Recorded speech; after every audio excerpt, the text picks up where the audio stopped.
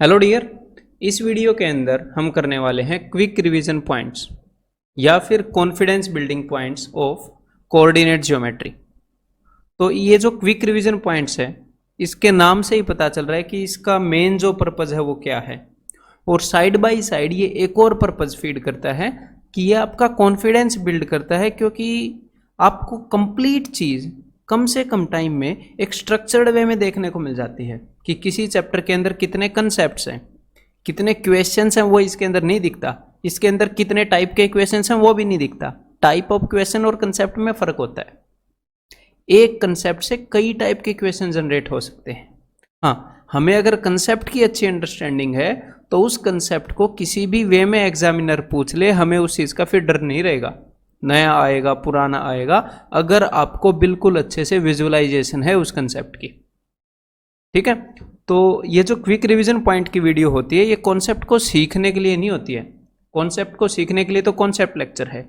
ये है कि अगर आपने काफ़ी टाइम पहले उस टॉपिक को किया है तो आप उसको रिवाइज करना चाहते हैं, नंबर एक, या फिर आप ये देखना चाहते हैं कि किसी भी टॉपिक को बेशक से आपने ताज़ा किया हो, फिर भी ये देखना चाहते हैं कि भाई कम से कम वे में, मोस्ट एफिशिएंट वे में कैसे उस टॉपिक को रिवाइज किया जा सकता है, किस तरीके से रिवाइज करूं, क्या लिखूं अपनी नोटबुक पर ताकि वो रिवाइज हो जाए। तो वो हैं जी क्विक रिवीजन पॉइंट्स। ठीक है, तो अगर क्विक रिवीजन पॉइंट्स का सहारा लोगे और रोज हर एक टॉपिक के क्विक रिवीजन पॉइंट्स लिखोगे तो क्या होगा, 1 घंटे से 1.5 घंटे के बीच में आपको टाइम लगेगा हर एक टॉपिक के हर क्विक रिवीजन पॉइंट को एक बार रफली लिखने में। पूरा लिखने की जरूरत नहीं है, लेकिन रोज एक बार आपका क्वांट रिवाइज हो जाएगा, जो कि एक बहुत पावरफुल चीज़ साबित होगी। जब आप एग्जाम दोगे आपको मॉक टेस्ट में ही पता लग जाएगा इस चीज़ का। तो स्टार्ट करते हैं एक एक करके अपने पॉइंट्स। तो पॉइंट नंबर 1, सबसे पहले मैं आपको बताऊंगा कि नीड ऑफ कोऑर्डिनेट ज्योमेट्री, कि कोऑर्डिनेट ज्योमेट्री की नीड क्या है। जैसे कि हमने पहले देखा है कि भाई हमारी धरती के ऊपर एक तो ये टेढ़ी रेखाएं होती हैं जिनको लेटीट्यूड बोलते हैं, और एक ये खड़ी रेखाएं होती हैं जिनको लॉन्गिट्यूड बोलते हैं। तो अगर आप इन दोनों रेखाओं को इकट्ठा बना लोगे अपनी धरती के ऊपर तो बन जाएगा ग्रिड। जो सिस्टम बनेगा उसको ग्रिड बोलते हैं। ठीक है, तो ये ग्रिड यूज क्यों होता है? ये ग्रिड यूज होता है कि धरती के किसी भी पॉइंट को आप रिप्रेजेंट कर पाओ। मान लो ये पॉइंट है धरती पे कोई, धरती के किसी भी पॉइंट को आप एग्जैक्टली लोकेट कर पाओ कि भाई ये पॉइंट एग्जैक्टली है कहाँ पर। तो उसको हम लोकेट कैसे करेंगे? उसको हम लोकेट करेंगे कि भाई ये पॉइंट जो है, ये जो अपनी खड़ी रेखा है, सबसे मेन खड़ी जो रेखा है, सबसे मेन जो लाइन है खड़ी, इमेजिनरी लाइन है, धरती पर बनी नहीं हुई, हमने मान रखी है। ठीक है, हाँ, तो सबसे मेन जो खड़ी लाइन है प्राइम मेरिडियन, कि प्राइम मेरिडियन के कितने राइट में वो पॉइंट है, कितने किलोमीटर या कितने किलोमीटर लेफ्ट में है। एक्चुअल में हम किलोमीटर्स में नहीं देखते हैं, किलोमीटर में हम देख सकते हैं, लेकिन हम देखते हैं जी डिग्रीज में। ठीक है, एक पॉइंट के चारों तरफ एंगल 360 डिग्री का है ना, तो 360 डिग्री में लॉन्गिट्यूड बटी हुई है इसे, तो हम देखते हैं कितने डिग्री लेफ्ट है, कितने डिग्री राइट है। और दूसरा जो हम फैक्टर देखते हैं वो हम देखते हैं कि जो लेटी हुई रेखाएं हैं उनमें मेन रेखा हमने बना रखी है जी इक्वेटर, कि जो हमारी इक्वेटर का जो सर्कल है, जो हमारी इक्वेटर जो लाइन है, इससे कितनी ऊपर कोई पॉइंट है, कितनी नीचे कोई पॉइंट है, ये भी हम डिग्रीज में देख लेते हैं मेरे भाई। क्लियर है? कितने नॉर्थ में है, कितने साउथ में है, तो उससे हम एग्जैक्टली पता कर लेते हैं कि कोई भी पॉइंट हमारी प्राइम मेरिडियन से इतने डिग्री राइट में है और इक्वेटर से इतने डिग्री ऊपर है, तो हमें एग्जैक्ट लोकेशन मिल जाएगी इस पॉइंट की। तो यही काम हम ज्योमेट्री में करना चाह रहे हैं। देखो, हम ये फील तो कर लेते हैं कि भाई जो स्क्वायर है वो एक ऐसी फिगर होगी जिसकी चारों साइड इक्वल होंगी, उसका हर एक एंगल 90 डिग्री का होगा, या कोई भी क्वाड्रिलेटरल है उसको हम देख लेते हैं, फील कर लेते हैं, हमें साइड्स की लेंथ मिल जाए। लेकिन अगर हम रिप्रेजेंट करना चाहें कि क्वाड्रिलेटरल का एक वर्टेक्स दूसरे वर्टेक्स के रिलेशन में किस डायरेक्शन में है, कितनी दूर है, ठीक है, मतलब कि ज्योमेट्री की किसी भी फिगर में उस फिगर के एक हिस्से का दूसरे हिस्से के कंपैरिजन में हम लोकेशन ट्रेस करना चाहें तो वहां पर हमारी हेल्प करती है कोऑर्डिनेट ज्योमेट्री, क्योंकि हम हर एक तरह की फिगर को जो अपना कोऑर्डिनेट एक्सिस होता है उसके ऊपर रिप्रेजेंट कर सकते हैं। तो एक तो ये वे हो गया कोऑर्डिनेट ज्योमेट्री की नीड को समझने का। और मैं आपको यहाँ पर नीड क्यों समझा रहा हूँ, क्योंकि हमारा तो सब्जेक्टिव पेपर नहीं है, लेकिन मेरे भाई कुछ चीज़ों की अंडरस्टैंडिंग होनी चाहिए, पॉइंट ऑफ व्यू किसी चीज़ को देखने का होना चाहिए, ताकि अपनी जो कंसेप्चुअल अंडरस्टैंडिंग है ना वो डीपन हो जाए। तो इनडायरेक्टली ये हमें हेल्प करेगा, डायरेक्टली हेल्प नहीं करेगा, डायरेक्टली ये क्वेश्चन नहीं आएगा। तो एक तो हम ऐसे देख सकते हैं, या फिर हम ऐसे देख सकते हैं कि अब ध्यान से मेरी बात को सुनिएगा। एक तो आपने देखी है ज्योमेट्री, ज्योमेट्री देखी है आपने, मतलब कि भाई सर्कल्स हैं, ट्रायंगल्स हैं, ज्योमेट्री चैप्टर। और एक आपने चैप्टर देखा है अलजेब्रा, जिसके अंदर इक्वेशंस हैं।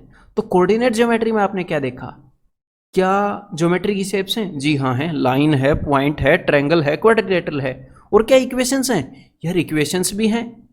तो ज्योमेट्री और अलजेब्रा को लिंक करने का काम करता है कोऑर्डिनेट ज्योमेट्री। क्लियर है? उन दोनों की लिंकिंग है, मतलब कि या फिर आप ऐसे कह सकते हो कि ज्योमेट्रिकल शेप्स को ताकि हम इक्वेशंस के थ्रू रिप्रेजेंट कर पाएं, इसीलिए कोऑर्डिनेट ज्योमेट्री की नीड है। ठीक है मेरे भाई। अब भाई है next point, point 2, that is basic terms. कि भाई जो कोऑर्डिनेट ज्योमेट्री की जो बेसिक टर्म्स है वो हमें पता होनी चाहिए। कि हमारे पास दो एक्सिस होते हैं, ये जो लेटा हुआ है ये एक्स एक्सिस है, ये जो खड़ा है ये वाई एक्सिस है।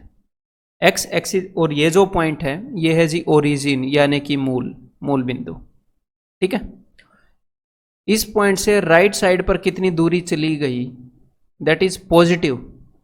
इस पॉइंट से लेफ्ट साइड कितनी दूरी चली गई उसको हम रिप्रेजेंट करेंगे नेगेटिव से। तो नेगेटिव और पॉजिटिव ये सिर्फ डायरेक्शन दिखाते हैं कि इस पॉइंट से राइट में चला गया, लेफ्ट में चला गया। तो राइट साइड में एक्स एक्सिस पर पॉजिटिव डिस्टेंस होता है, लेफ्ट साइड में एक्स एक्सिस पर नेगेटिव डिस्टेंस है। सिमिलरली इस पॉइंट से कितनी हाइट गेन की गई वो वाई एक्सिस पर रिप्रेजेंट होती है। किसी भी पॉइंट के वाई कोऑर्डिनेट के थ्रू उसको रिप्रेजेंट किया जाता है, तो उसको हम पॉजिटिव रिजल्ट मानते हैं। ठीक है, कितनी हाइट गेन की गई और कितनी गहराई में पॉइंट चला गया, कितने नीचे की तरफ इस पॉइंट से कितना डिस्टेंस ट्रेवल किया गया, या फिर पॉइंट कितनी दूर है, उसको हम नेगेटिव, उसकी वैल्यू के साथ नेगेटिव साइन लगा के बताते हैं, ताकि हमें डायरेक्शन का पता चल जाए पॉजिटिव नेगेटिव साइन से कि पॉइंट ऊपर है या नीचे है, ताकि बार बार ऐसा ना लिखना पड़े ना, वाई कोऑर्डिनेट पर ऊपर की तरफ, वाई कोऑर्डिनेट पर नीचे की तरफ, ऐसे ना लिखना पड़े। तो इसलिए हमने पॉजिटिव नेगेटिव का सिस्टम डेवलप कर लिया।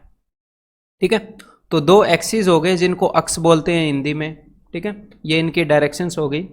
और नेक्स्ट मेरे भाई, ये जो दोनों एक्सिस हैं ये पूरे प्लेन को 4 हिस्सों में बांट देते हैं, उनको हम बोलते हैं quadrants. Quadrant 1, quadrant 2, quadrant 3 and quadrant 4। ठीक है, सिर्फ आपको इनके नाम पता होने चाहिए कि कहाँ पर कौन सा क्वाड्रेंट है। हिंदी में इनको चतुर्थांश कहेंगे, कि चौथा अंश, 1/4, एक क्वार्टर।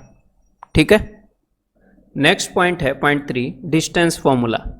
इन सारी चीज़ों का जो प्रूफ है वो हम पहले कर चुके हैं। ठीक है, तो भाई डिस्टेंस फॉर्मूला में क्या है कि अगर हमारे पास कोऑर्डिनेट एक्सिस पर दो पॉइंट्स हैं जिनके हमें कोऑर्डिनेट्स पता हैं, जैसे कि इस पॉइंट के कोऑर्डिनेट मान लो वो हैं x1 y1, और इस पॉइंट के कोऑर्डिनेट हैं जी x2 y2, और हमें पता करना है कि पॉइंट ए और पॉइंट बी के बीच में कितनी दूरी है, तो उसके लिए फॉर्मूला है जिसे डिस्टेंस फॉर्मूला बोलते हैं। ठीक है, इसका प्रूफ आप देख लीजिएगा कंसेप्ट लेक्चर के अंदर।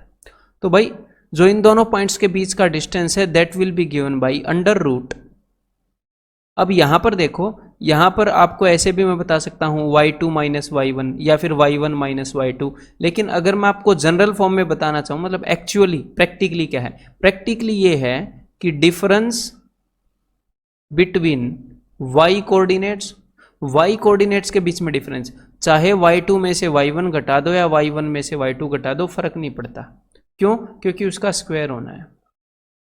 प्लस डिफरेंस, एक्चुअल में यही है प्रैक्टिकली, बिटवीन x कोऑर्डिनेट के बीच में क्या फर्क है, उसका स्क्वायर, और पूरे का अंडर रूट। इससे हमें दोनों पॉइंट के बीच का डिस्टेंस पता लग जाएगा।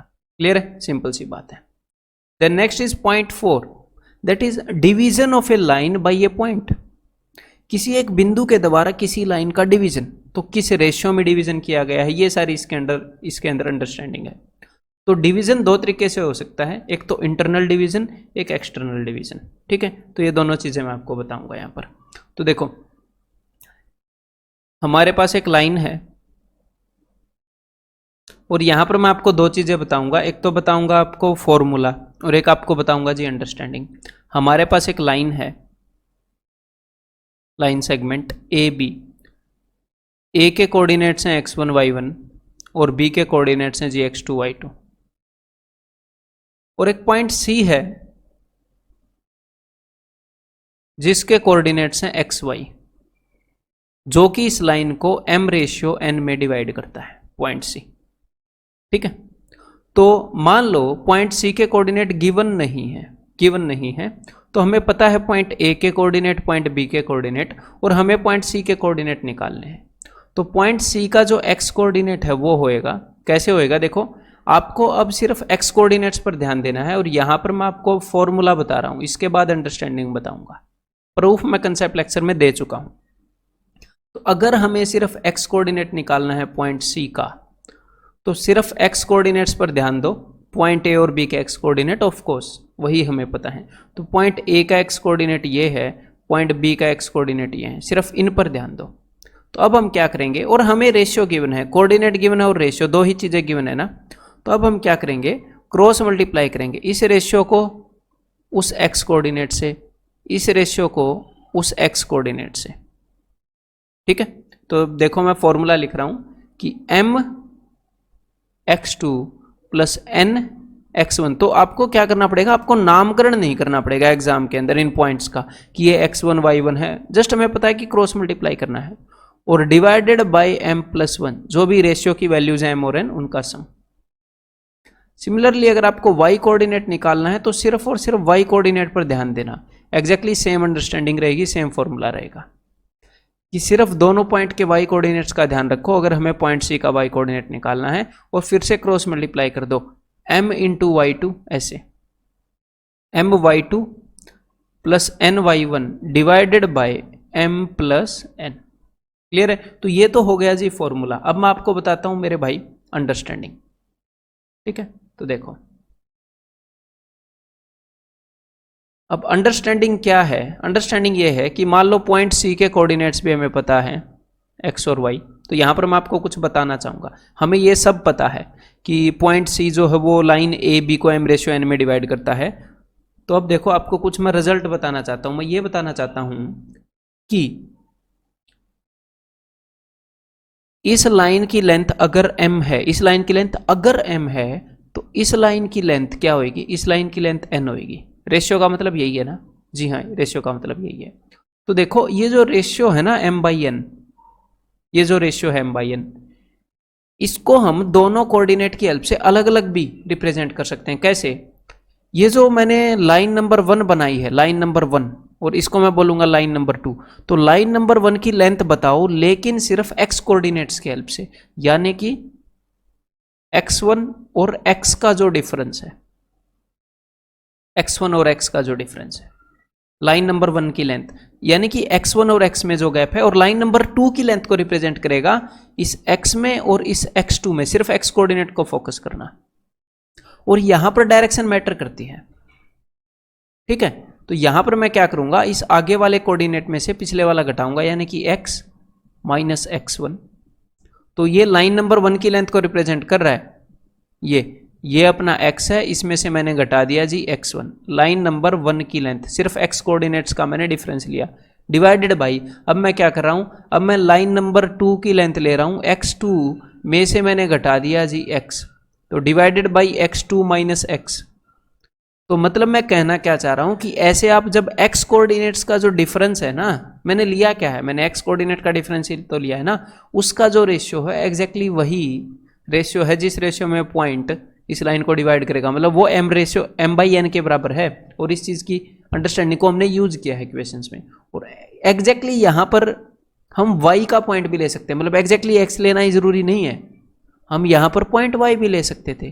कैसे, देखो बस इसी जगह पर पॉइंट ले लो, पॉइंट y ले लो, कि अगर मैं लाइन 1 के डिस्टेंस को रिप्रेजेंट करूं कि इस पॉइंट का y कोऑर्डिनेट और इस पॉइंट का y कोऑर्डिनेट, इसमें से अगर मैं इसको घटा दूं y माइनस y1, डायरेक्शन को मेंटेन करना है, और इसमें से इसको घटा दूं है, या आप डायरेक्शन ऐसे रख सकते हो ऐसे, लेकिन सेम रखना है।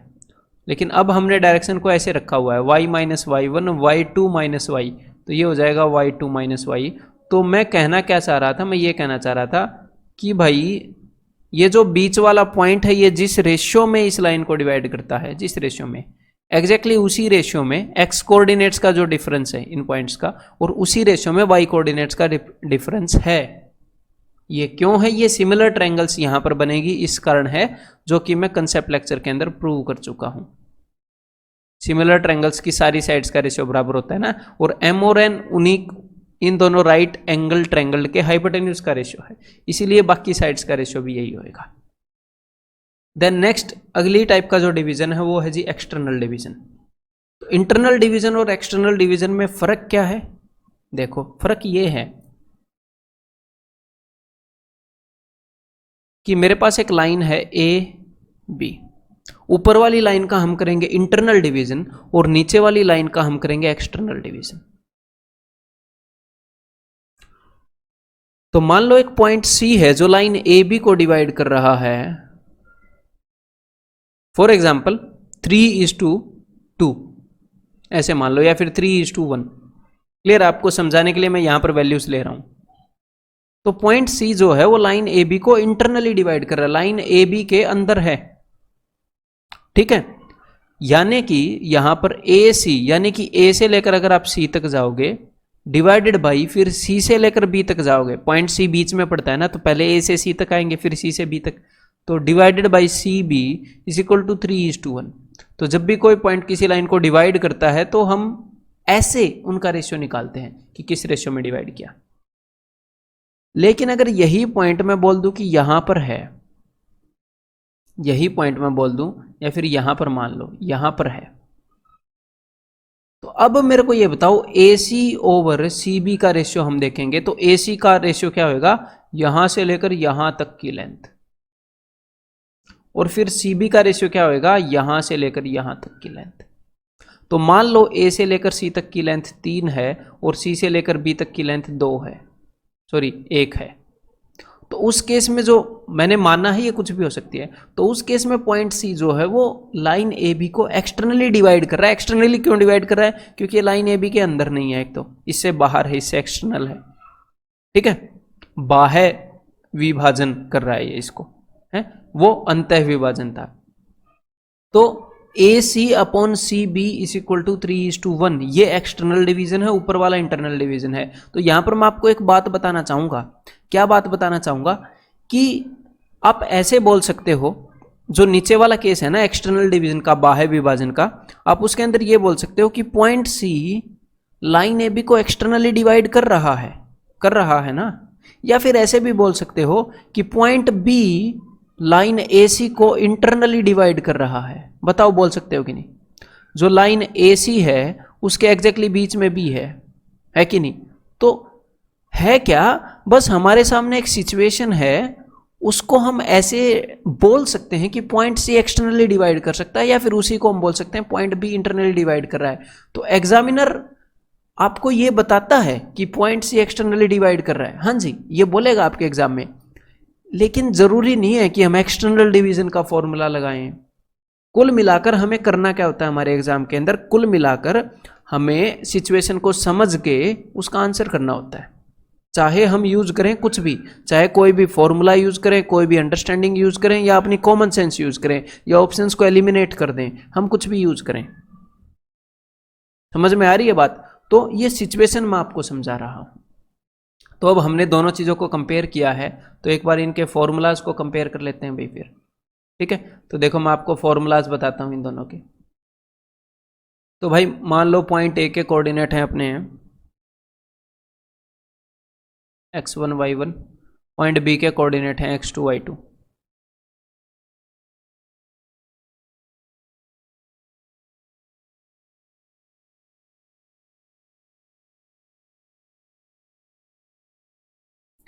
और पॉइंट सी के कोऑर्डिनेट हमने निकालने हैं। तो इस लाइन के ऊपर तो मैं इंटरनल डिवीजन का फॉर्मूला यूज कर रहा हूँ, ठीक है, सिचुएशन नंबर 1 के, ताकि हम कंपेयर कर पाए दोनों सिचुएशंस को। सिचुएशन नंबर 1 है इंटरनल डिवीजन, सिचुएशन नंबर 2 है एक्सटर्नल डिवीजन। तो सिचुएशन नंबर 1 में और इनके रेशियोज भी लिख देते हैं कि भाई किस रेशियो में ये डिवाइड की जा रही है लाइन इन पॉइंट्स के द्वारा। तो यहाँ पर डिवाइड की जा रही है m1 m/n और यहाँ पर भी डिवाइड की जा रही है m/n। क्लियर है? तो सिचुएशन नंबर 1 का फॉर्मूला हम ऑलरेडी देख चुके हैं। अगर हमें पॉइंट सी का एक्स कोऑर्डिनेट चाहिए तो वो होएगा जी mx2 plus nx1 divided by m+n। ये मैं आपको बता चुका हूं। तो अब सिचुएशन नंबर 2 में देखो, सिचुएशन नंबर 2 में भी एग्जैक्टली यही फॉर्मूला लगेगा, कुछ अलग नहीं होगा। वहां पर भी डिवीजन हुआ है, कुछ और चीज नहीं हुई है। लेकिन एक बार डायरेक्शन देखो जरा, जो चीजें हमने नापी हैं, जो लाइन सेगमेंट हमने नापे हैं उसकी डायरेक्शन देखो। पहले तो हमने नापा ए से लेकर सी तक का डिस्टेंस जो कि m है, फिर हमने नापा सी से लेकर बी तक का। तो सेम डायरेक्शन में हम डिस्टेंस मापते रहे। नंबर लाइन देख लो आप, जब आप सेम डायरेक्शन में से चलते हो तो अलग बात है, जब आप दूसरी डायरेक्शन में चले जाते हो तो नेगेटिव हो जाता है डिस्टेंस। ठीक है, तो ऊपर वाले में हम दोनों केसेस में सेम डायरेक्शन में चलते रहे, लेकिन नीचे वाले केस में हमने एक बार ए से लेकर सी तक का डिस्टेंस नापा और फिर सी से बी तक का। देखो उल्टे आ गए, गए और वापिस आ गए। तो यहां पर बेशक से रेशियो m/n है, लेकिन इसको माइनस के थ्रू हम दर्शाएंगे। ये जो डिस्टेंस है ना सी और बी के बीच में, इसको -n बोलेंगे। एग्जामिनर आपको ऐसे नहीं बोलेगा कि दो लाइनों को 3:-2 के रेशियो में डिवाइड किया गया है, नहीं ऐसे नहीं बोलेगा। रेशियो वो बोलेगा 3:2 एक्सटर्नल। लेकिन फॉर्मूला जो है वो तो समझता है ना कि भाई हम वापस आ गए। तो फॉर्मूले के अंदर ये जो x है इसके आगे माइनस लगाना पड़ेगा, और क्यों लगाना पड़ेगा वो मैंने आपको बता दिया। तो एग्जैक्टली सेम फॉर्मूला रहेगा mx2 minus nx1 divided by m-n। n की जगह पर -n आ जाएगा, दैट्स इट, और कुछ नहीं बदलेगा। तो सिमिलरली ऊपर जो y का फॉर्मूला था एग्जैक्टली वही फॉर्मूला नीचे y का रहेगा। ठीक है भाई।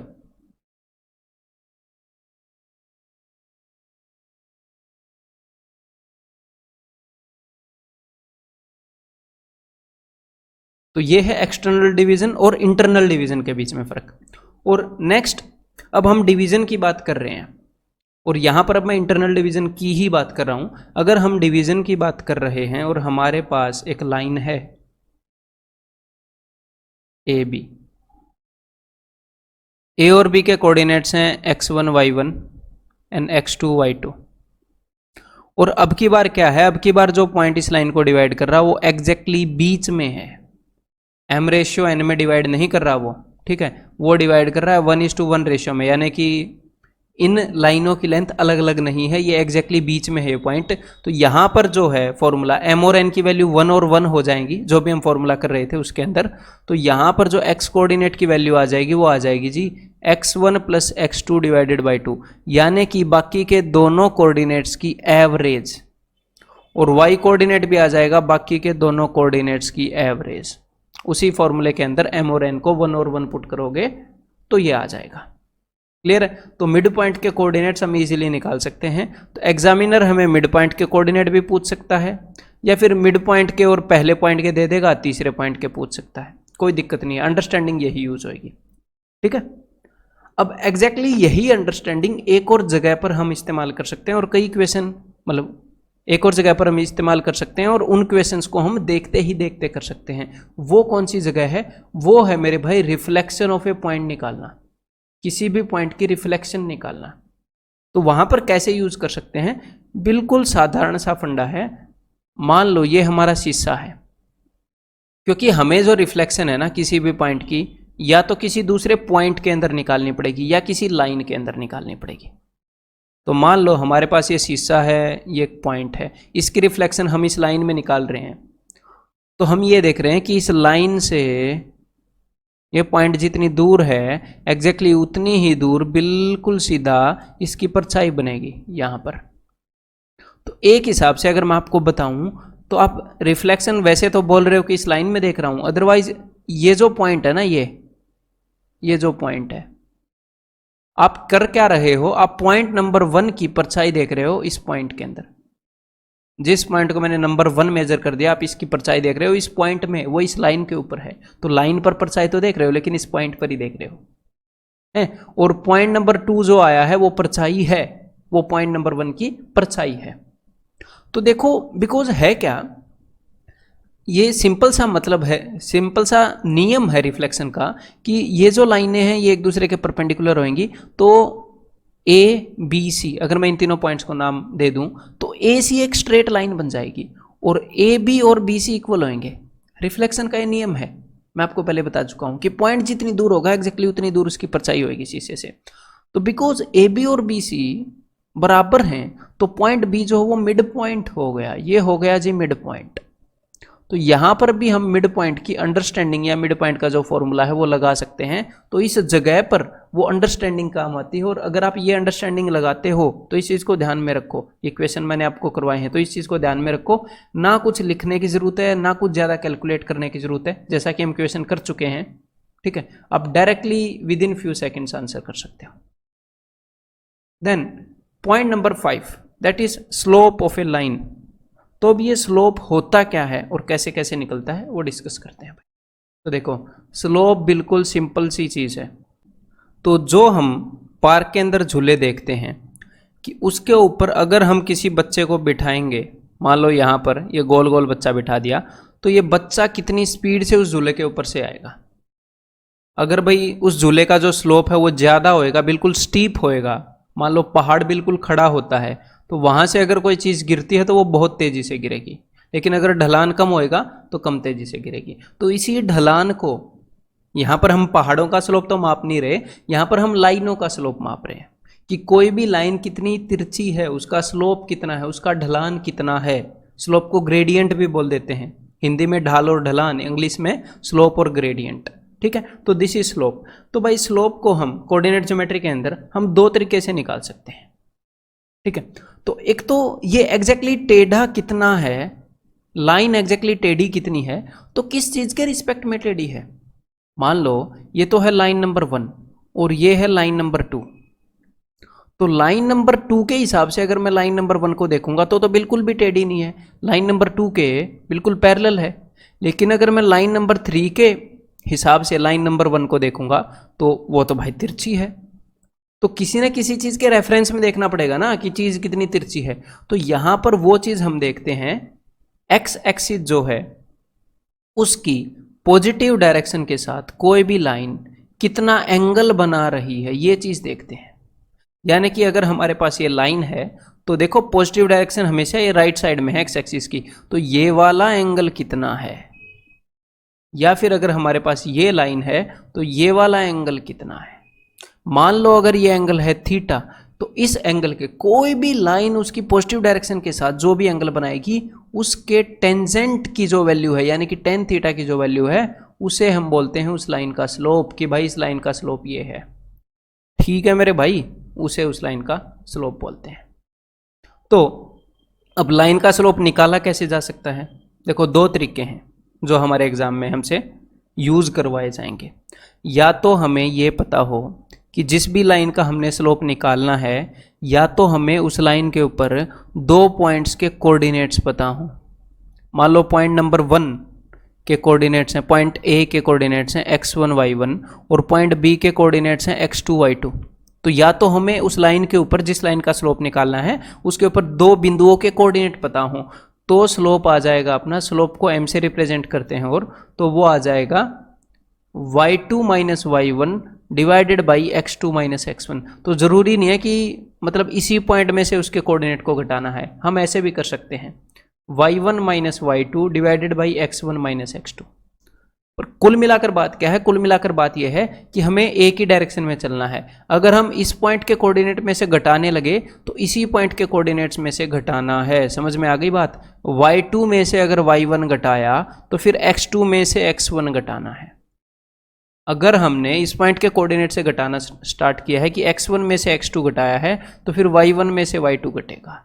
समझ में आ गई बात। तो ऊपर y कोऑर्डिनेट्स का डिफरेंस होएगा और नीचे x कोऑर्डिनेट का डिफरेंस होएगा, और यहाँ पर साइन मैटर करता है, इसलिए डायरेक्शन देख लेना। ये नहीं है कि y2 में से y1 घटा दिया फिर x1 में से x2, ना ना ना, फिर x2 में से x1 घटाना पड़ेगा। क्लियर है। तो इसको आप ऐसे देख सकते हो कि भाई डिफरेंस बिटवीन y कोऑर्डिनेट्स का डिफरेंस और x कोऑर्डिनेट का डिफरेंस, बस दो पॉइंट पता है तो, लेकिन डायरेक्शन में, एक ही डायरेक्शन में। तो एक तो ये तरीका हो गया स्लोप को निकालने का, तरीका नंबर 1। अब मैं आपको बताता हूं जी तरीका नंबर 2। तो तरीका नंबर 2 ये है कि अगर हमारे सामने इक्वेशन गिवन है A X plus B Y plus C is equal to 0, अगर इस लाइन के ऊपर 2 पॉइंट अवेलेबल हैं वो ना बताए और एग्जामिनर ने बता दी कि लाइन की इक्वेशन ये है, तो फिर हम स्लोप कैसे निकाल सकते हैं? तो फिर स्लोप हो जाएगा minus coefficient of x divided by coefficient of y इस इक्वेशन के अंदर। तो x का कोफिशिएंट यहां पर क्या है? माइनस ए ओवर बी। एक्स का कोफिशिएंट ए, वाई का कोफिशिएंट बी, तो माइनस ए ओवर बी। ठीक है मेरे भाई, तो ये तो है स्लोप। अब स्लोप के बारे में एक आधी चीजें और सुन लो जरा। ये जो अपना एक्स एक्सिस है, इस एक्स एक्सिस का या फिर इसके पैरेलल कोई भी लाइन हो, इस एक्स एक्सिस का या फिर इसके पैरेलल कोई भी लाइन हो, देखो इन लाइनों का स्लोप सेम है ना। स्लोप सेम का क्या मतलब है? कि ढलान एक जैसा है। यहां पर मेरे से बन ऐसे थोड़ी सी टेढ़ी गई, अदरवाइज मैंने एक्स एक्सिस के पैरेलल बनाई हैं। तो जो भी लाइनें पैरेलल होती हैं उनका स्लोप सेम होता है मेरे भाई। तो एक्स एक्सिस का या फिर इसके पैरेलल कोई भी लाइन है, उन सारी लाइंस का अगर हम स्लोप निकालेंगे तो एक बार अब बस अपना इतना दिमाग लगा लेना कि अगर कोई लाइन ग्राउंड के पैरेलल है, धरती जो है उसके पैरेलल है कोई लाइन, उसके ऊपर आप बॉल रखोगे, फुटबॉल आपने रख दी, तो क्या वो फुटबॉल चलेगी स्लोप के कारण? ये ना हो कि आप किक मार दो और बोलो चली, या फिर हवा आ जाए और चली, नहीं, स्लोप ढलान के कारण क्या ये फुटबॉल इधर उधर जाएगी? देखो अगर लाइन ऐसी होती और इसके ऊपर आप कोई बॉल रखते तो बताओ ये किस साइड गुजरेगी? पॉइंट ए के साइड जाएगी और या पॉइंट बी के साइड? तो पॉइंट ए के साइड जाएगी खुद ही अपने आप, हमें कोई फोर्स लगाने की जरूरत नहीं है, इसको यहां पर रखना पड़ेगा। तो यानी कि इस लाइन का स्लोप है, तो यहां पर ये किसी भी तरफ मूव नहीं होगी अगर ग्राउंड बिल्कुल स्पॉट है, यानी कि हॉरिजॉन्टल लाइन ऐसे है। तो भाई यहां पर जो स्लोप होता है वो होता है 0। और कोई भी लाइन जो वाई एक्सिस के पैरेलल है, यानी कि ऐसे खड़ी है, जैसे कि आपके घर की दीवारें हैं। एक्स एक्सिस कैसे? एक्स एक्सिस है जैसे कि आपका घर का फर्श है, वहां पर आप फुटबॉल रख देते हो तो कहीं पर जाती नहीं, बेड के नीचे फुटबॉल रख दी तो वहीं पर रहेगी, अगले दिन वहीं से उठा लो, ये नहीं है कि वो खुद ही खुद घूम रही है घर में। तो एक्स एक्सिस जैसे कि आपका फर्श, और वाई एक्सिस और उसके पैरेलल कोई भी लाइन जैसे कि आपके घर की दीवारें हैं जी, जैसे कि आपके घर की दीवारें बिल्कुल खड़ी, तो उनके साथ में अगर मैं कोई फुटबॉल चिपका दूं दीवार के साइड और देखूं कि ये कैसे गिरेगी, तो क्या वो फुटबॉल दीवार का सहारा लेगी गिरने के लिए कि दीवार के साथ चिपक चिपक के आएगी? नहीं, वो सीधी फटाक से गिरेगी। अगर उसको दीवार से थोड़ा दूर भी कर देते तो भी एग्जैक्टली वैसे ही गिरती। तो यहां पर ये जो स्लोप है दिस इज नॉट डिफाइंड और इनफाइनाइट। ये सारी चीजें क्यों है कंसेप्ट लेक्चर में बता चुका हूं। तो कोई भी लाइन जो ऐसे वर्टिकली खड़ी है, यानी कि वाई एक्सिस हो खुद या फिर उसके पैरेलल कोई भी लाइन हो, किसी भी साइड हो, लेफ्ट या राइट, तो उसका स्लोप है मेरे भाई नॉट डिफाइंड या फिर इनफाइनाइट आप बोल सकते हो। ठीक है। और चीज हमें स्लोप के बारे में क्या पता होना चाहिए? यह पता होना चाहिए कि slope of parallel lines is equal.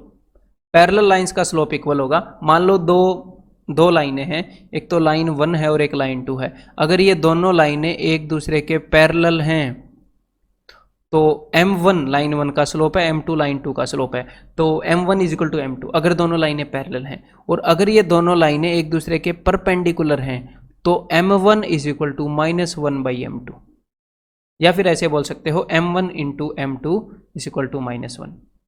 अगर लाइनें परपेंडिकुलर हैं तो उनके स्लोप का प्रोडक्ट -1 होएगा, या फिर उनका स्लोप एक दूसरे का रेसिप्रोकल होता है। सिर्फ रेसिप्रोकल नहीं, नेगेटिव रेसिप्रोकल। अगर एक लाइन का स्लोप 4/3 है तो दूसरी लाइन का स्लोप सिर्फ 3/4 नहीं, -3/4 होएगा। साइन भी बदलना होता है। क्लियर है? Next we have point number 6। तो पॉइंट नंबर 6 है equation of a line, different forms of equation. कि किसी लाइन की अगर हमें इक्वेशन निकालनी है तो हम कैसे निकालेंगे? तो अगर मैं आपको ये बोलूं कि एक पॉइंट है जो कि है जी, मान लो यहां पर मैं एक पॉइंट ले लूं, ये 3 और 5, तो इस पॉइंट के कोऑर्डिनेट क्या है? 3, 5। तो मैंने आपको बोला एक पॉइंट है जिसके कोऑर्डिनेट है 3, 5, और मैंने आपको बोला कि यार उस लाइन की इक्वेशन बताओ जो इस पॉइंट से गुजरती हो। तो आप जोश जोश में आए कि मैं तो बता दूंगा। फिर आपको पता लगा कि इस पॉइंट से ये लाइन गुजरती है, थोड़ी देर में पता लगा यार यहां से तो ये लाइन भी गुजरती है, यहाँ से तो ये लाइन भी गुजरती है, तो यहाँ से तो ये लाइन भी गुजरती है, तो कौन सी लाइन की इक्वेशन बताऊं? सारी लाइनें अलग अलग हैं। तो मेरे भाई मैं सिर्फ आपसे ये नहीं पूछ सकता कि इस पॉइंट से गुजरने वाली लाइन की इक्वेशन बताओ, नहीं। स्पेसिफिक कि भाई एग्जैक्टली एक इक्वेशन बताओ, नहीं। मेरे को कुछ ना कुछ सॉलिड जानकारी देनी पड़ेगी जिससे हमें पता लग जाए कि लाइन नंबर 1 है, लाइन नंबर 2 है, या लाइन नंबर 3 है, या लाइन नंबर 4 है। कौन सी लाइन की बात मैं कर रहा हूं कि एग्जैक्टली ये लाइन है, तो एग्जैक्टली कुछ तो एड्रेस देना पड़ेगा ना।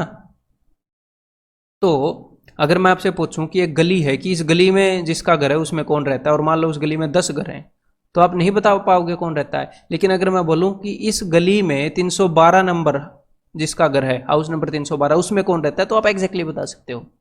ठीक है, तो कोई भी पॉइंट किसी लाइन का प्रॉपर एड्रेस नहीं है। लेकिन अगर मैं आपको बोल दूं कि वो वाली लाइन जो इन दो पॉइंट से पास हो रही है उसकी इक्वेशन बताओ, फिर कोई और ऐसी लाइन नहीं है जो इन दोनों पॉइंट से पास हो रही है, ऐसे फिर ऐसी कोई और लाइन नहीं है।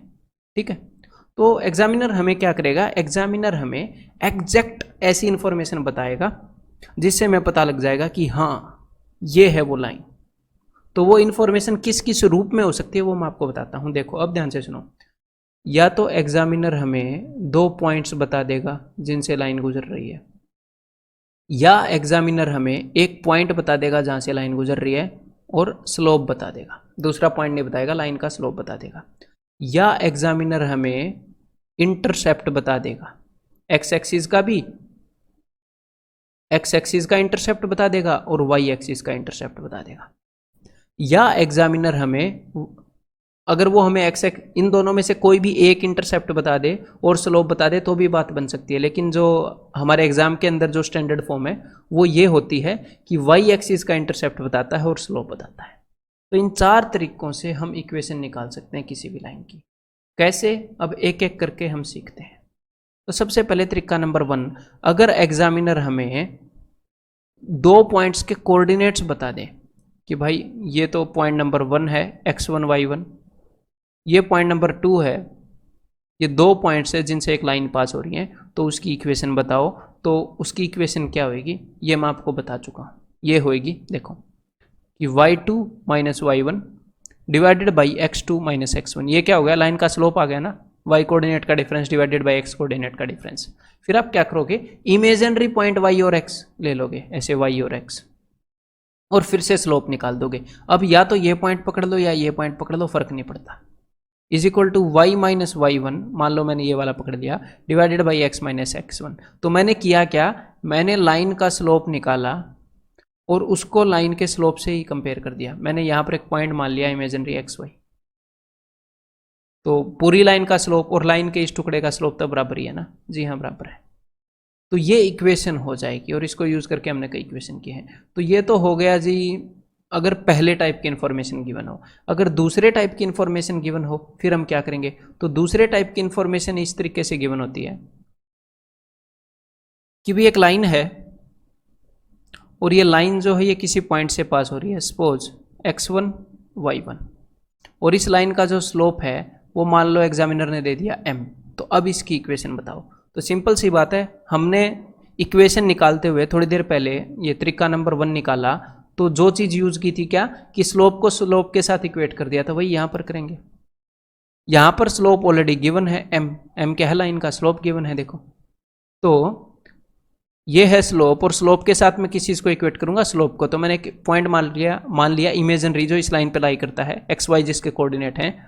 तो y minus y one divided by x minus x one line का स्लोप है और उसको मैंने इक्वेट कर दिया m से, बस ये आ गई इक्वेशन। दूसरा तरीका। अब देखते हैं हम तीसरा तरीका, कि जब हमें बताए गए हों इंटरसेप्ट्स। अब ये इंटरसेप्ट्स का क्या मतलब है, इंटरसेप्ट्स का मतलब है, मान लो लाइन ऐसे है कि भाई ये जो अपना एक्स एक्सिस है इसके ऊपर कितना डिस्टेंस लाइन ने कट किया है। तो मान लो ये जो डिस्टेंस है ये है a, और y एक्सिस के ऊपर जो डिस्टेंस कट किया है लाइन ने, मतलब ओरिजिन से कितनी दूर y एक्सिस को काटा है, मान लो वो डिस्टेंस है b। तो बिल्कुल स्टैंडर्ड फॉर्म है इक्वेशन की, क्या, कि x by a plus y by b is equal to 1, ये लाइन की इक्वेशन हो जाएगी। अगर ये तीसरी कंडीशन, अगर ये इंफॉर्मेशन गिवन हो। देन अगर ये चौथी तरह की इंफॉर्मेशन गिवन हो, ये कि भाई स्लोप बता रखा हो लाइन का और y इंटरसेप्ट, यानी कि ये बता रखा हो y इंटरसेप्ट, कि ओरिजिन से कितनी दूर वाई एक्सिस को लाइन ने काटा, और बता दिया कि इसका स्लोप ये है, m इसका स्लोप है और ये y इंटरसेप्ट है।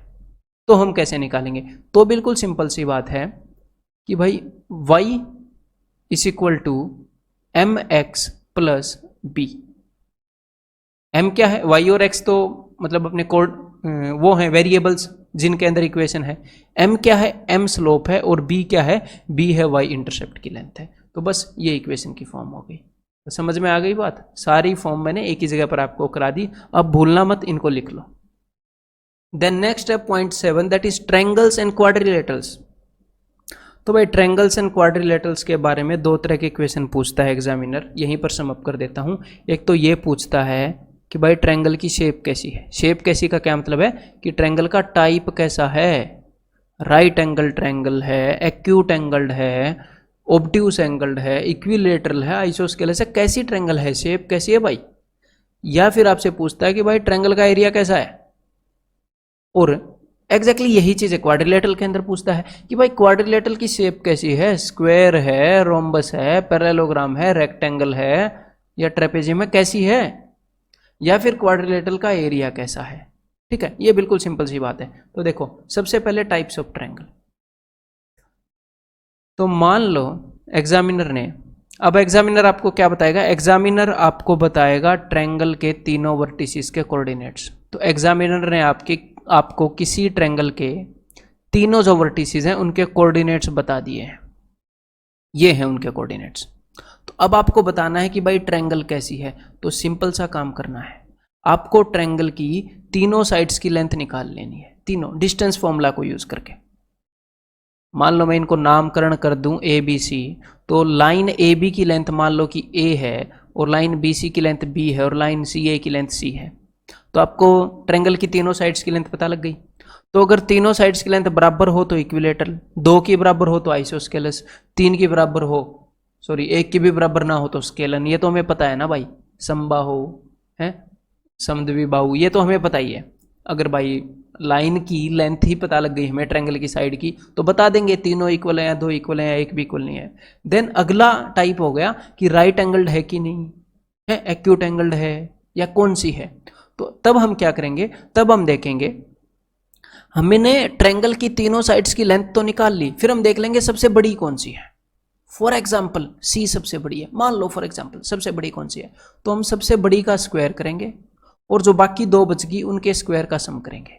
पाइथागोरस थ्योरम आपको याद है, अगर ये बराबर हो गया, इससे हमें पता है क्या चलता है, हमें इससे पता चलता है सबसे बड़ी साइड के सामने वाला एंगल कौन सा है, कैसा है, 90 से बड़ा है या छोटा है या बराबर है। तो अगर सबसे बड़ी साइड का स्क्वायर बाकी 2 साइड के स्क्वायर के सम के बराबर है, तो सबसे बड़ी साइड के सामने वाला एंगल भी 90 के बराबर है, तो राइट एंगल ट्रायंगल।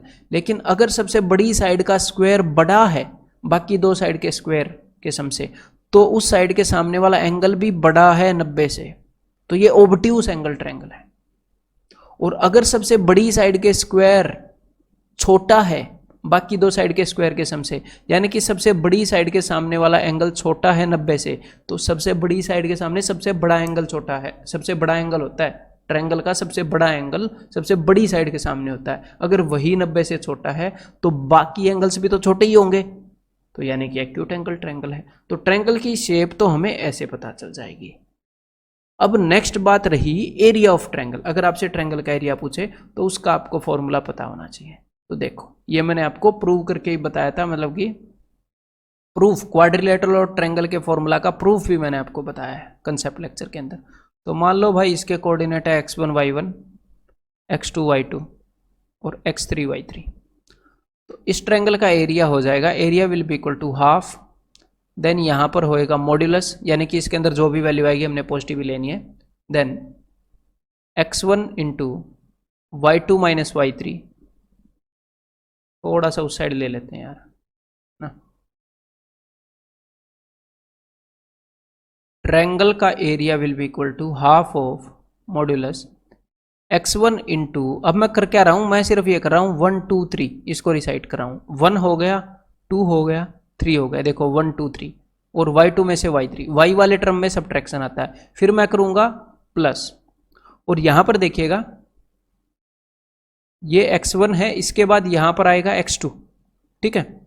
और मैंने क्या बताया कि मैं देख रहा हूं 1 2 3, 1 के बाद 2 आएगा, 2 के बाद 3 आएगा और 3 के बाद फिर से 1 आएगा। तो 1 2 3 यहां पर ऐसे आया, और यहां पर x1 था तो आगे आएगा x2। तो यहां पर 2 आ गया तो 2 के बाद 3 आता है ना, तो y3, आगे तो दोनों y ही आने होते हैं ब्रैकेट के अंदर, और 3 के बाद वापस से 1, ये लो y3 माइनस y1, फिर उसके बाद प्लस, देन यहां पर है जी x3, क्योंकि x2 के बाद x3 आएगा देखो, और अगर 3 आ गया तो 3 के बाद क्या आता है, 1 आता है। तो y तो मुझे पता है आगे 2 आने हैं, तो 3 के बाद 1, y1 माइनस y2, ये मॉड्यूलस बंद। तो इसके अंदर ये पैटर्न फॉलो हो रहा है। अगर आपको ये पैटर्न अब समझ में आ गया कि भाई पहले x है, उसके बाद ब्रैकेट के अंदर 2 y के टर्म है, x है, तो पहले वाले टर्म में x1, अगले वाले टर्म में x2, फिर x3, और उसके बाद यहां पर अगर 1 है तो 1 के बाद 2, 2 के बाद 3, 2 के बाद 3, 3 के बाद 1, 3 के बाद 1, 1 के बाद 2, बस ऐसे ही है, ठीक है। तो ये पैटर्न याद कर लेना। नेक्स्ट जो चीज है वो है भाई क्वाड्रिलेटरल की शेप, कि भाई क्वाड्रिलेटरल किस तरह की है। तो इसके लिए आपको क्या करना है, देखो ध्यान से, इसके लिए हमें 2 काम करने पड़ेंगे। मान लो हमारे सामने हमें 2 काम कौन कौन से करने पड़ेंगे, हमें एक तो निकालनी पड़ेगी लेंथ ऑफ साइड्स, और हमें निकालनी पड़ेगी लेंथ ऑफ डायगोनल्स, और बाकी और भी तरीके मैं आपको बता चुका हूं कंसेप्ट लेक्चर के अंदर, लेकिन सबसे बेस्ट यही तरीका रहेगा जल्दी से जल्दी निकालने के लिए, ठीक है। तो देखो, अगर हम लेंथ ऑफ साइड्स निकाल लेते हैं किसी भी क्वाड्रिलेटरल का, मान लो ये हमारे सामने कोई भी क्वाड्रिलेटरल है, तो एग्जामिनर अगर ये पूछना चाहेगा कि भाई किस तरह की क्वाड्रिलेटरल है, तो वो हमें क्वाड्रिलेटरल के वर्टिसेस के कोऑर्डिनेट्स देगा, हैं जी। तो एग्जामिनर ने हमें कोऑर्डिनेट्स दे दिए, तो हम निकालेंगे लेंथ ऑफ साइड्स।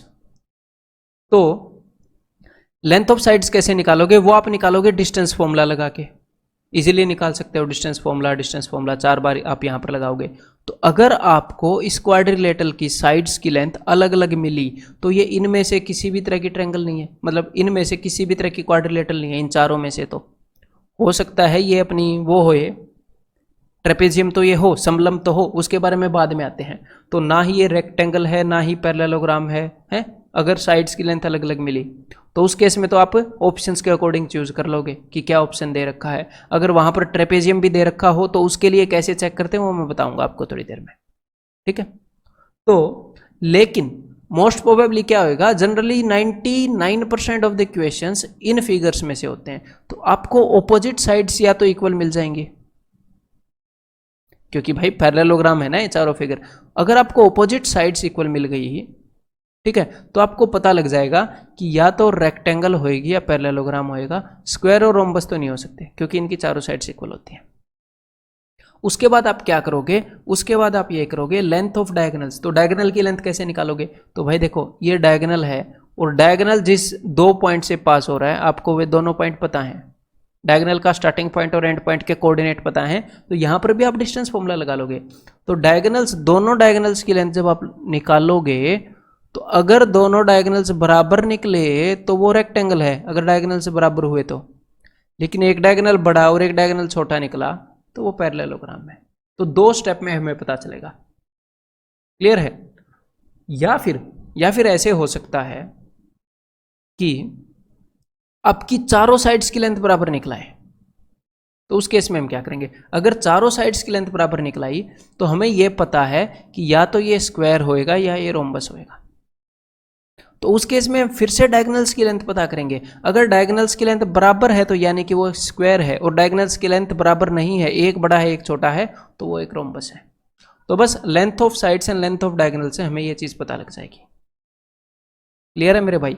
देन मान लो, अब मैं आपको बता देता हूं जी ट्रेपेजियम के बारे में। मान लो आपने निकाला कि भाई ये जो अपनी फिगर है, इसने इन चारों फिगर में से किसी की भी प्रॉपर्टी फॉलो नहीं की, जो भी मैंने आपको बताया उनमें से इसने प्रॉपर्टी फॉलो नहीं की, और इन चारों में से कोई भी फिगर नहीं है। लेकिन फिर भी अगर आपके ऑप्शंस के अंदर एक ट्रेपेजियम हो कि क्या ये एक ट्रेपेजियम है, तो हो सकता है ट्रेपेजियम हो, तो ट्रेपेजियम है कि नहीं वो कैसे पता करेंगे, तो हमें ट्रेपेजियम की प्रॉपर्टीज पता होनी चाहिए कि भाई ट्रेपेजियम एक ऐसी फिगर है जिसके अंदर एक जोड़ा है पैरेलल साइड्स का, एक जोड़ा है पैरेलल साइड्स का। तो सिंपल काम करोगे, आप क्या करोगे, आप इस साइड का स्लोप निकालोगे, आप इस साइड का स्लोप निकालोगे। यहां पर मैं इनको नाम दे रहा हूं। अगर ये लाइन ए डी और बी सी इन दोनों का स्लोप अगर इक्वल हुआ तो यानी कि दोनों लाइनें पैरेलल हैं, तो मतलब कि ये ट्रेपेजियम है। अगर इन चारों में से कोई भी फिगर नहीं हुई और कोई भी एक जोड़ा मिल गया तो जरूरी नहीं है ना कि ए डी और बी सी पैरेलल होंगे। अगर ये दोनों स्लोप इक्वल मिल गए तो आप यहां पर लगा दोगे टिक सीधा ट्रेपेजियम है। अगर मान लो वो नहीं निकले तो एक बार और आपको इस लाइन का डी सी का स्लोप और इस लाइन का स्लोप चेक करना पड़ेगा और फिर देखना पड़ेगा कि कहीं ये तो इक्वल नहीं है, क्योंकि हो सकता है स्टार्टिंग में आप इस लाइन की और इस लाइन का स्लोप चेक कर लो तो वो तो वैसे भी इक्वल नहीं होएगा, फिर बाद में पता लगे अच्छा ये वाली और ये वाली लाइन है इनका स्लोप इक्वल है, तो फिर वो ट्रेपेजियम हो जाएगा। इनका भी स्लोप इक्वल नहीं निकला तो वो कोई आम नन ऑफ दीज या फिर कोई आम क्वाड्रिलेटरल है जो इनमें से कोई भी नहीं है। क्लियर है मेरे भाई? देन नेक्स्ट है जी एरिया ऑफ क्वाड्रिलेटरल। तो क्वाड्रिलेटरल की शेप तो हमने कर ली, तो क्वाड्रिलेटरल का एरिया अगर आपने निकालना है तो एरिया पूछने के लिए ये हर तरह की क्वाड्रिलेटरल पर लागू होता है, ठीक है, कोई भी आर्बिट्रेरी क्वाड्रिलेटरल। एग्जामिनर आपको इसके कोऑर्डिनेट्स देगा,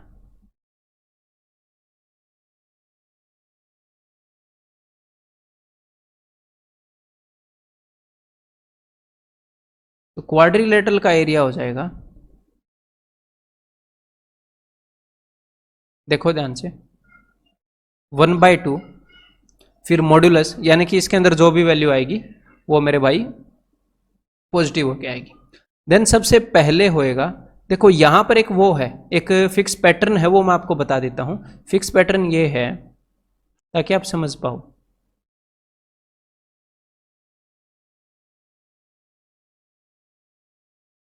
कि सबसे पहले यहां पर एक्स वाई ऐसे टर्म होएगी, एक्स वाई, फिर आगे एग्जैक्टली उसका उल्टा होएगा, x y x y x y. बताता हूं, देखो अभी आप समझोगे कि सबसे पहले मान लो जो टर्म है वो है x1 y2, तो आगे इसका एग्जैक्टली उल्टा होगा x2 y1, ठीक है, x1 y2 तो x2 y2। तो सेकंड वाली टर्म तो इजीली पता लग जाएगी, अगर हमें पहले वाली टर्म पता है तो सेकंड वाली तो इजीली पता लग जाएगी। तो पहले वाली ये वाली टर्म है, इनमें एक पैटर्न चलता है, क्या ये पैटर्न चलता है 1 2 3 4, 1 2 x1 y2, फिर आएगा 2 3, 1 2 के बाद 2 3 मतलब x2 y3, फिर आएगा 3 4 मतलब कि x3 y4, फिर आएगा 4 1 यानी कि x4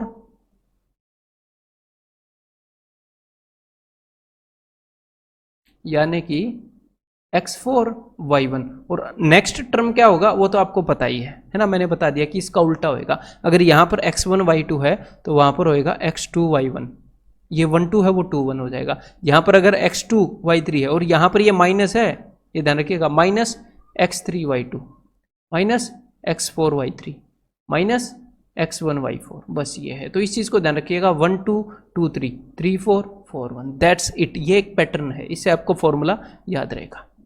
then next is point 8, area of enclosed region. तो भाई ये जो एरिया ऑफ एनक्लोज्ड रीजन वाला पॉइंट है, इसका खुद का कोई कंसेप्ट नहीं है कि भाई ये कंसेप्ट है, हमें अकॉर्डिंग टू क्वेश्चन रिस्पॉन्ड करना होता है, क्वेश्चन की सिचुएशन को समझना होता है। तो इसके लिए स्पेसिफिकली कोई कंसेप्ट नहीं है। अब तक हमने जो भी नॉलेज गेन की है उसी के आधार पर हम सिचुएशन को समझते हैं और उसी के अकॉर्डिंग हम आंसर करते हैं, ठीक है। तो ये आपको कंसेप्ट लेक्चर में ही देखना है। The next is point 9, all the centres of a triangle. एक ट्रायंगल के सारे सेंटर्स, कौन से centre, centroid, incentre, circumcentre, orthocentre, इनके कोऑर्डिनेट्स हम कैसे बता सकते हैं, तो चलिए वो देखते हैं। सबसे पहले सेंट्रोइड।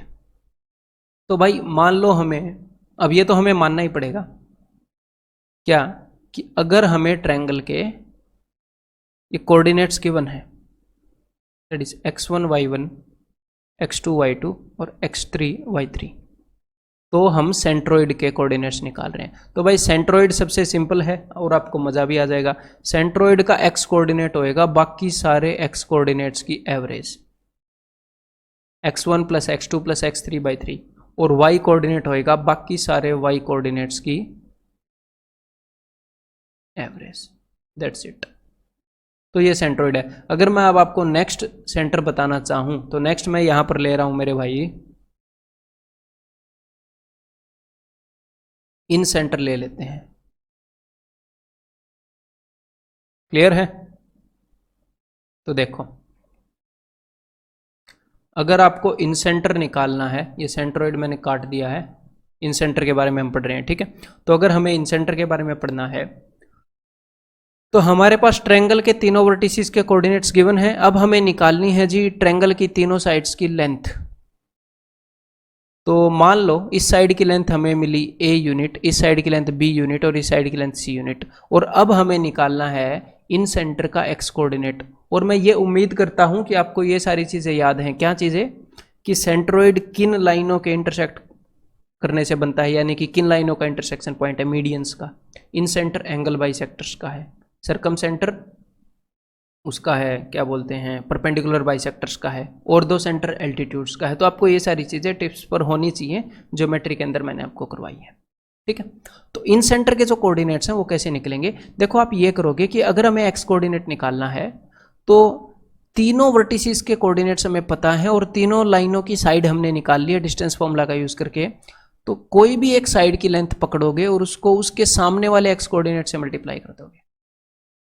यहां पर मैं फॉर्मूला नहीं रटवा रहा, ax3 ax bx2 ऐसे। क्लियर है? मैं आपको पैटर्न बता रहा हूं। कोई भी एक साइड की लेंथ पकड़ोगे और उसके सामने वाले एक्स कोऑर्डिनेट से मल्टीप्लाई, प्लस अगली साइड की लेंथ और उसके सामने वाले एक्स कोऑर्डिनेट से मल्टीप्लाई, प्लस अगली साइड की लेंथ और उसके सामने वाले एक्स कोऑर्डिनेट से मल्टीप्लाई, डिवाइडेड बाय तीनों साइड्स की लेंथ। तो ये अपना आ जाएगा जी एक्स कोऑर्डिनेट। और अगर हमें निकालना है वाई कोऑर्डिनेट तो एग्जैक्टली यही काम करेंगे, बस अब की बार एक्स की जगह पर वाई कोऑर्डिनेट लेंगे। तो हम क्या करेंगे, कोई भी एक ट्रायंगल की साइड और उसके सामने वाला y coordinate, that is y2, यानी कि cy2, प्लस कोई भी ट्रायंगल की साइड और सामने वाला, मतलब कि उससे दूसरी साइड ऑफ कोर्स, और उससे सामने वाला वाई कोऑर्डिनेट यानी कि ay3, प्लस b और उसके सामने वाला y coordinate that is by1, divided by तीनों साइड्स की लेंथ। That's it. क्लियर है? तो ये तो हो गया जी अपना इन सेंटर। अब अगली चीज के बारे में पढ़ते हैं। तो भाई अब हम पढ़ते हैं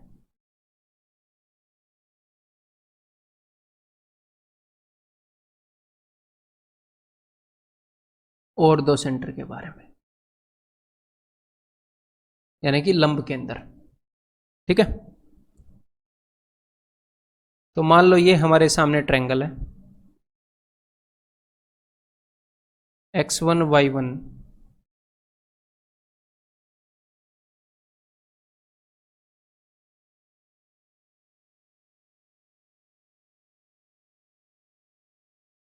ये इसके कोऑर्डिनेट्स हैं।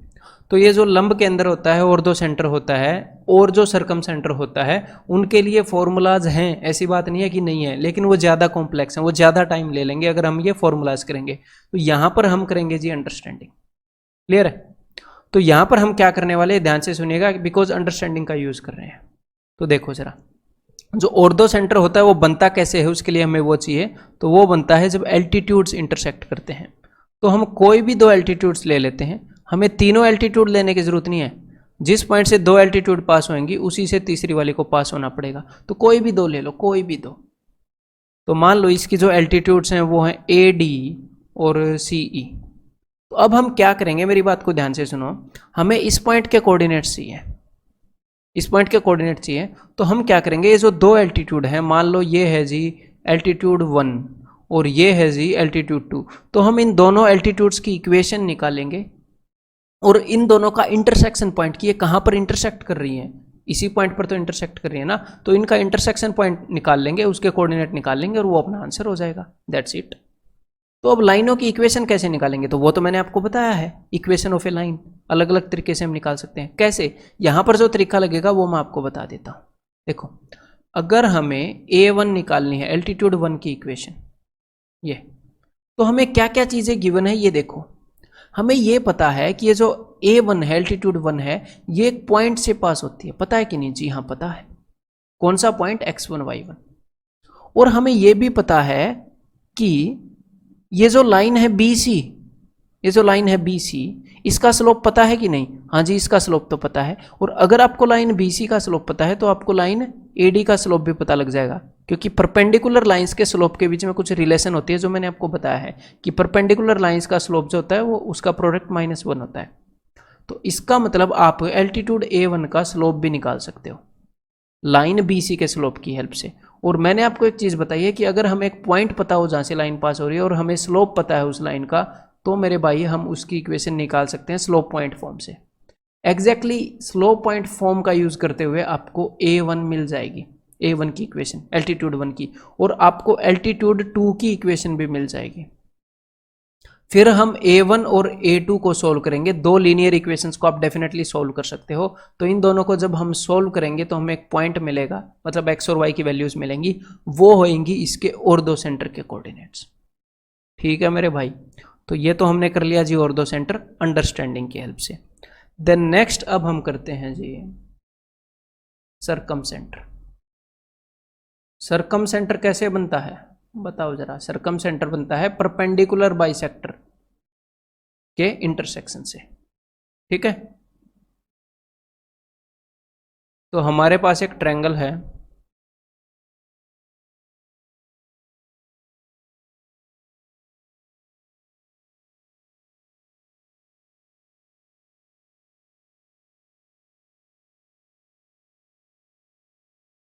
तो अब जिस भी पॉइंट पर इस लाइन की, इस ट्रायंगल की साइडों के परपेंडिकुलर बाइसेक्टर्स इंटरसेक्ट करें, जैसे कि साइड BC का परपेंडिकुलर बाइसेक्टर, जैसे कि साइड AB का परपेंडिकुलर बाइसेक्टर और साइड AC का परपेंडिकुलर बाइसेक्टर, जहां पर भी ये इंटरसेक्ट करेंगे वो इसका और दो सेंटर होएगा इस ट्रायंगल, सॉरी सरकम सेंटर होएगा इस ट्रायंगल का। तो हमें इस पॉइंट के कोऑर्डिनेट्स चाहिए।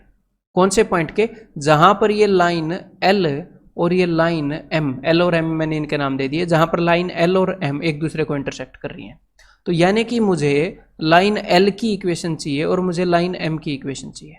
उन दोनों को मैं सोल्व कर लूंगा, मुझे पता है दोनों इक्वेशन को सोल्व करना, और देख लूंगा वो कहां पर इंटरसेक्ट कर रही हैं। जो भी अपना XY के कोऑर्डिनेट, जो भी XY की वैल्यू आएंगी वही कोऑर्डिनेट्स हैं।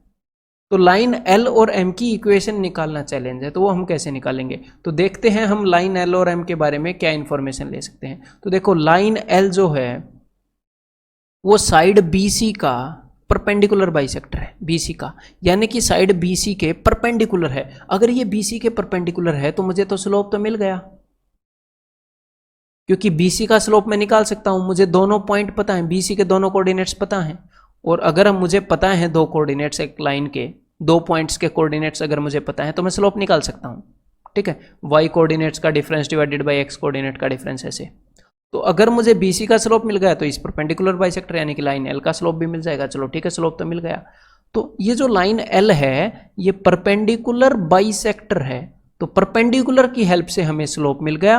और बिकॉज ये एक बाइसेक्टर है, बाइसेक्टर का क्या मतलब है कि भाई अगर इस पॉइंट को मैं O मान लूं कि CO is equal to BO, तो ये जो पॉइंट O है ये मिड पॉइंट है, ये B और C का मिड पॉइंट है। अगर ये B और C का मिड पॉइंट है तो मुझे इसके कोऑर्डिनेट मिल जाएंगे x1 plus x2/2, y1 plus y2/2, इस फॉर्मूले से। यहां पर क्या होगा? यहां पर x2 plus x3/2, y2 plus y3/2, मतलब ये मिड पॉइंट है तो उसके कोऑर्डिनेट मिल जाएंगे। यानी कि मुझे एक पॉइंट मिल जाएगा जहां से ये लाइन जो है वो पास हो रही है। तो एक स्लोप मिल गया, एक पॉइंट मिल गया, तो लाइन L की इक्वेशन निकाल सकते हो कि नहीं? निकाल सकते हैं स्लोप पॉइंट फॉर्मूले की वजह से, फॉर्मूले की हेल्प से। और एग्जैक्टली इसी तरह लाइन M की इक्वेशन भी निकाल सकते हैं। तो फिर हम देखेंगे उन दोनों इक्वेशन को सोल्व करके कि कहाँ पर ये दोनों लाइनें इंटरसेक्ट कर रही हैं, और वही हमारा आंसर हो जाएगा, वही सरकम सेंटर के कोऑर्डिनेट्स हो जाएंगे।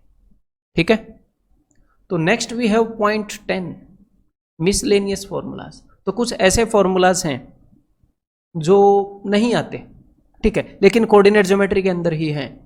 तो वो मैं आपको बताना चाह रहा था, क्योंकि बाकी एग्जाम्स के अंदर कुछ कैट वगैरह या बाकी एग्जाम्स के अंदर वो थोड़े से कोऑर्डिनेट ज्योमेट्री के अंदर पूछ लिए जाते हैं, वहाँ पर भी इतने फ्रीक्वेंटली नहीं पूछे जाते, लेकिन एसएससी से ज़्यादा ही पूछे जाते हैं। तो वो चीज़ें मैं आपको यहाँ पर बता देता हूँ जो मेरे को नेसेसरी लगे। तो देखो ज़रा, तो सबसे पहले distance between A point and A line. तो अगर हमारे पास एक लाइन है और एक पॉइंट है तो हमें ये तो पता होना चाहिए ना कौन सा पॉइंट है कौन सी लाइन है, यानी कि पॉइंट के कोऑर्डिनेट्स बताएगा एग्जामिनर। तो अगर उसने पॉइंट के कोऑर्डिनेट बता दिया कि भाई एक पॉइंट है, फलाना पॉइंट है, x1 y1 उसके कोऑर्डिनेट है, और एक लाइन है जिसकी इक्वेशन है ax plus B Y plus C is equal to 0, तो ये बताइए कि अगर मैं इस पॉइंट से इस लाइन के ऊपर एक परपेंडिकुलर डालूं तो उसकी लेंथ क्या होगी।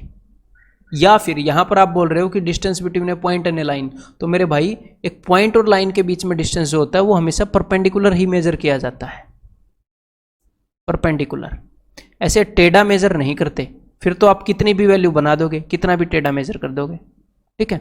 तो मतलब कि एक पॉइंट और एक लाइन के बीच में परपेंडिकुलर डिस्टेंस का फॉर्मूला, तो उस डिस्टेंस का फॉर्मूला हो जाएगा मेरे भाई, आप करोगे क्या, इस पॉइंट के जो भी कोऑर्डिनेट हैं उनको इस इक्वेशन में रखो।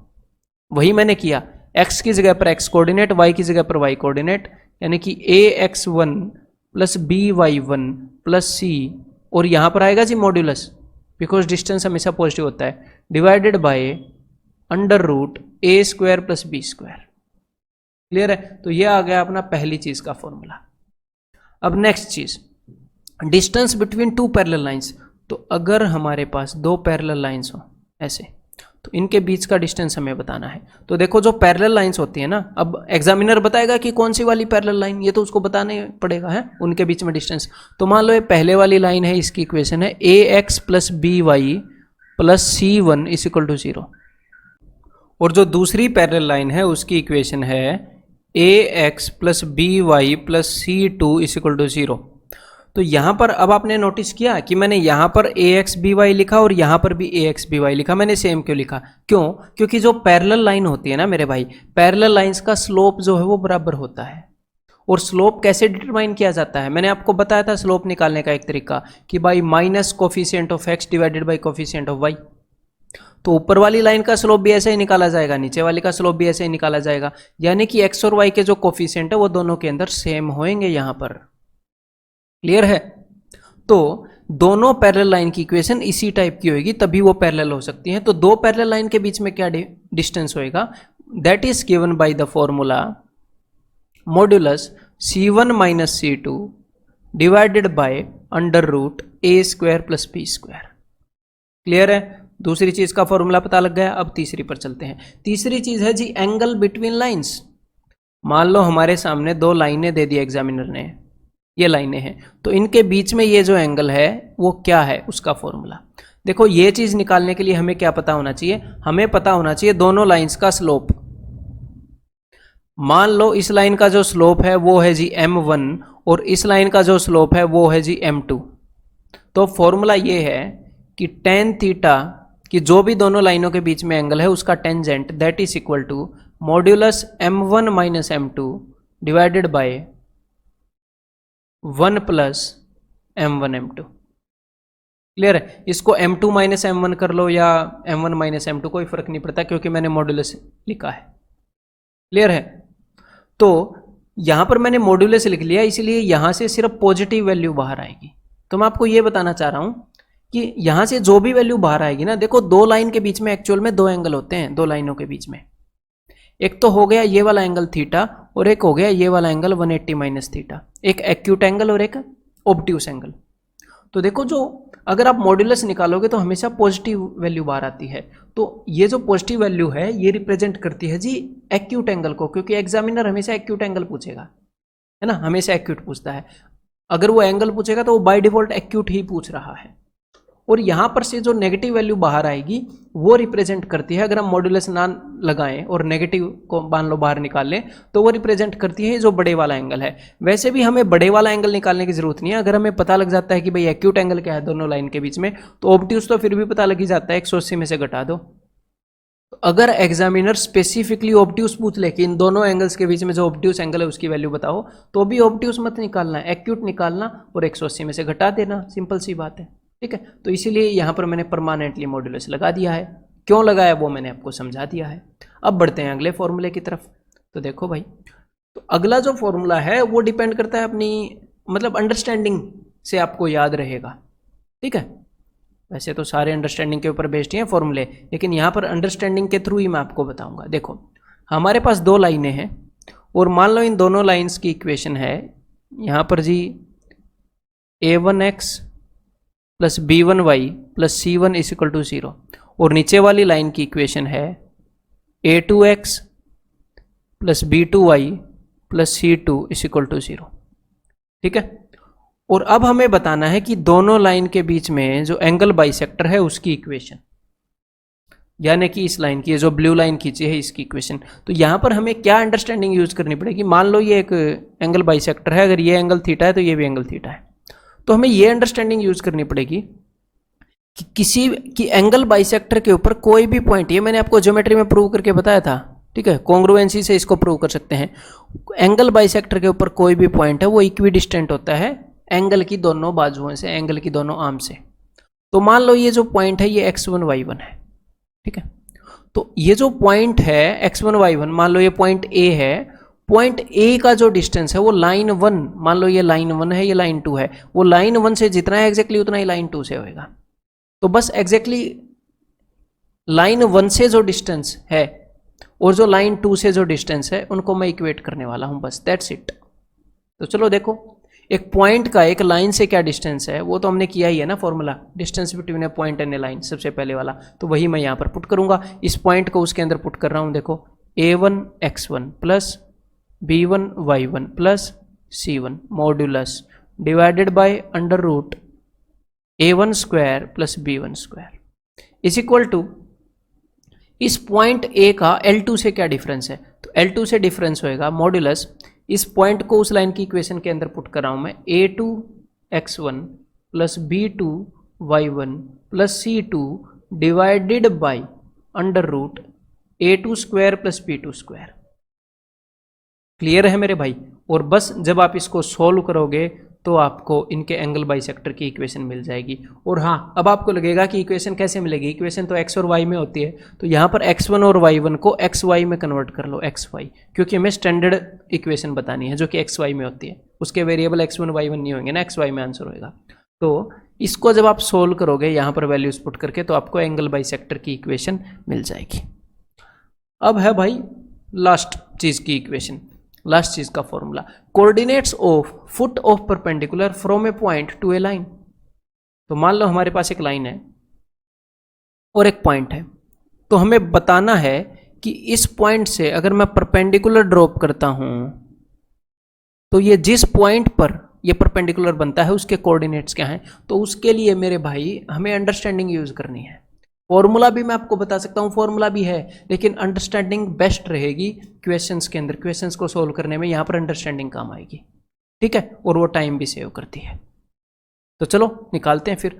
तो मान लो ये जो पॉइंट है इसके कोऑर्डिनेट है भाई x1 y1, तो एक पॉइंट है उसके कोऑर्डिनेट हमें बता दिए, और उसके सामने जो लाइन है ax plus B Y plus C उसकी इक्वेशन भी हमें दे दी, और हमें बताना है मान लो ये जो पॉइंट है ये इसके कोऑर्डिनेट, इस पॉइंट को मैंने O नाम दे दिया, इस पॉइंट से जब मैंने परपेंडिकुलर ड्रॉप किया तो उसका जो पैर था उसी के coordinate, coordinates of foot of A perpendicular, ऐसे बोल रहा हूं। क्लियर है? तो इसके कोऑर्डिनेट हम कैसे बताएंगे? तो देखो हमारे पास दो लाइनें हैं, एक तो ब्लैक लाइन है और एक हमारे पास रेड लाइन है। तो ब्लैक लाइन और रेड लाइन जहां पर इंटरसेक्ट कर रही है एग्जैक्टली वहीं पर तो पॉइंट O है ना, तो मुझे करना क्या पड़ेगा, मुझे ब्लैक लाइन की इक्वेशन निकालनी है, मुझे रेड लाइन की इक्वेशन निकालनी है और दोनों को सोल्व कर देना है, तो मुझे पॉइंट O के कोऑर्डिनेट मिल जाएंगे। तो देखो मेरे भाई रेड लाइन की इक्वेशन तो ऑलरेडी है, रेड लाइन की इक्वेशन तो ऑलरेडी एग्जामिनर ने बताई है, तो अब तो आपका काम आधा हो गया, आपको सिर्फ ब्लैक लाइन की इक्वेशन निकालनी है। तो ब्लैक लाइन किस पॉइंट से पास हो रही है क्या आपको पता है? जी हाँ पता है, पॉइंट x1 y1 से पास हो रही है। अब हमें बस एक और चीज चाहिए, या तो एक और पॉइंट चाहिए जहां से लाइन पास हो रही है, या स्लोप चाहिए। तो देखो रेड लाइन का स्लोप आप इजीली निकाल सकते हो, -a/b निकाल सकते हो फॉर्मूले से। तो अगर आप रेड लाइन का स्लोप निकाल सकते हो तो ब्लैक लाइन तो उसके परपेंडिकुलर है, तो ब्लैक लाइन का स्लोप विल बी b/a। तो हमें ब्लैक लाइन किस पॉइंट से पास हो रही है वो भी पता है देखते ही देखते, और स्लोप भी हमारे सामने आंखों के सामने पड़ा है, और हमें पॉइंट और स्लोप पता है, कोई लाइन का क्या स्लोप है और किस पॉइंट से पास हो रही है। तो स्लोप पॉइंट फॉर्म की slope point form of equation, उस फॉर्मूले को यूज करके हम ब्लैक लाइन की इक्वेशन निकाल सकते हैं। तो ब्लैक लाइन की जो इक्वेशन आएगी और ये जो रेड लाइन की जो इक्वेशन है, इन दोनों को सोल्व करके आप देख लोगे कौन से पॉइंट पर इंटरसेक्ट कर रहे हैं। वही पॉइंट है coordinates of foot of perpendicular. ठीक है, ये सिंपल सा काम है।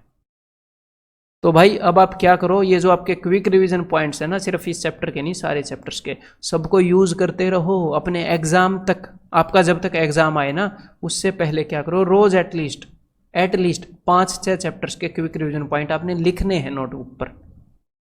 ये चीजें मैं आपको बताता हूं, जब आप मन ही मन में अपने आप को समझाओगे तो काफी कम टाइम लगता है। धीरे धीरे 5-6 चैप्टर से बढ़कर आप 10 चैप्टर के क्विक रिवीजन पॉइंट लिखने लग जाओगे 1-1.5 घंटे के अंदर, और धीरे धीरे सारे चैप्टर्स के क्विक रिवीजन पॉइंट्स आप 1-1.5 घंटे के अंदर लिखने लग जाओगे, और रोज आपका क्वांट रिवाइज होएगा। अब मैं आपको मिलता हूँ भाई अगले चैप्टर में, जो भी आप देखो उसके वीडियो में।